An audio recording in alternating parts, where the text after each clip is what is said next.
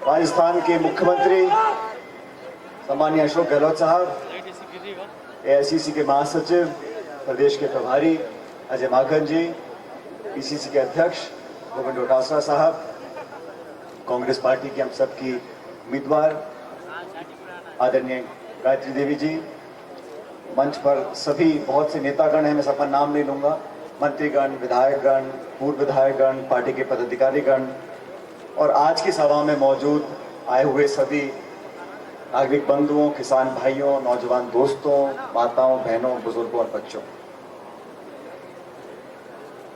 साथियों, सोनिया गांधी जी ने,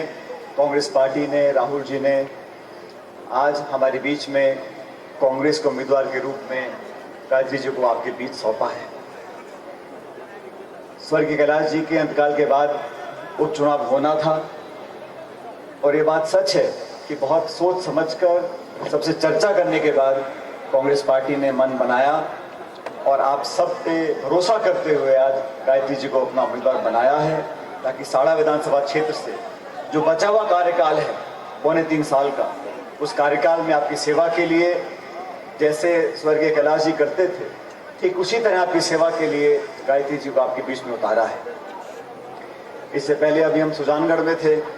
वहां पर भी उपचुनाव है और वहां बहुत अच्छा माहौल कांग्रेस के पक्ष में बना हुआ है। लेकिन आज इस चुनाव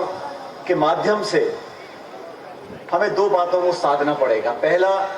जो केंद्र की सरकार है, जो बीजेपी की सरकार और नीतियां बनाकर हमारे पर थोपने का काम कर रहे हैं, चाहे वो कृषि का कानून हो, चाहे महंगाई की मार हो, चाहे बेरोजगारी हो, चाहे लॉकडाउन हो, चाहे नोटबंदी हो, गैस, पेट्रोल, डीजल, सबकी कीमत आसमान छू रही है और वो केंद्र की सरकार बिना सोचे समझे अपना काम करे चले जा रही है। उनको टोकने के लिए, उनको संदेश देने के लिए इन तीनों उपचुनावों में कांग्रेस पार्टी को जिताना बहुत जरूरी है।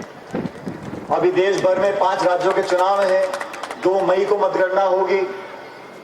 और मैं समझता हूं कि भारतीय जनता पार्टी कितनी कोशिश कर ले, लेकिन दोबारा सत्ता में असम में नहीं आने वाली और बंगाल में भी वो कुछ भी कर लें, लेकिन वहां की जनता उनको आशीर्वाद नहीं देने वाली। ठीक उसी तरह आज हम सबको बहुत सोच समझकर एक दूसरे का साथ देना है और इस उपचुनाव में अगर हम कांग्रेस पार्टी को जिताते हैं तो संदेश जाएगा मजबूती का, बहुमत का, सरकार के कामों के किए गए कामों के ऊपर मोहर लगाने का। और भारतीय जनता पार्टी ये चुनाव लड़ रही है, कितना अंतर कर ले उस दल में आप जानते हो, ऊपर से नीचे तक उस पार्टी में फूट पड़ी हुई है और इस उपचुनाव में फूट सामने आएगी। लेकिन आज मैं गांधी जी का भाषण सुन रहा था, जिस आत्मीयता से आपके बीच में अपने आप को कैलाश जी के जाने के बाद अपने आप को समर्पित वो कर रही हैं, मुझे लगता है कि इसमें जाति बिरादरी सब भूलकर 36 कौमों के लोग मिलकर, जैसे पहले आपने कैलाश जी को आशीर्वाद दिया था, ठीक उसी तरह आप इस बार दोबारा 17 तारीख को इस हाथ के निशान पर बटन दबाकर कांग्रेस पार्टी को जिताएं। मंच पर सभी अपनी अपनी भूमिका निभा रहे हैं काम करने में। हमारे प्रभारी मंत्री रघु जी हैं, भीलवाड़ा के, इस चुनाव के इंचार्ज हैं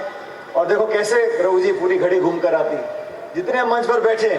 जब आपका उपचुनाव हुआ था अजमेर का, तो हम सब ने जाकर वहां काम किया था और आज आपको वो चुनाना है, इसलिए आप यहाँ बैठो और यहाँ से कांग्रेस को जिताकर भेजो। मुझे पूरा विश्वास है कि आपके साथ मिलकर कांग्रेस का एक एक कार्यकर्ता मदद करेगा। 17 तारीख को जब मतदान हो, उसमें सारी बातें भूलकर हमें हाथ का निशान है, उस पर बटन दबाकर कांग्रेस पार्टी को जिताना है, ताकि संदेश जाए जयपुर दिल्ली में मजबूती का, ताकत का, एकता का। और भारतीय जनता पार्टी ने जो घमंड और अहंकार की राजनीति करी है, उसको करारा जवाब देने के लिए आप सभी लोगों से मैं निवेदन करता हूं कि 17 तारीख को कांग्रेस को जिताकर गायत्री जी को अपना विधायक बनाए। बहुत बहुत धन्यवाद।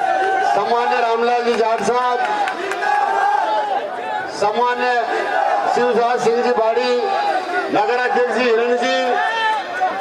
नगर परिषद के चेयरमैन साहब सचिन जी पायलट साहब का समान मेरे भाइयों और माता समान मेरे बहनों और मेरे युवा साथियों, आज राजस्थान दिवस है। सोनारो अठे और नीलो आसमान रंग रंगीलो ओ मारो राजस्थान। रायपुर हॉस्पिटल सोनोग्राफी मशीनें, रायपुर में कोर्ट, गंगापुर में राजकीय महा महाविद्यालय रायपुर महाविद्यालय को स्नातकोत्तर में कर्मोन्नत और गहलोत साहब द्वारा त्रिवेदी जी के अधूरे कार्य गंगापुर में ट्रोमा सेंटर कन्या महाविद्यालय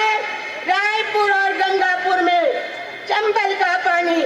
और सहाड़ा के लिए करोड़ों विकास के कार्य स्वीकृत कराए हैं। ऐसे में आपके आशीर्वाद से विधायक बनकर सभी विकास कार्य को मैं पूरा करूंगी। जय हिंद।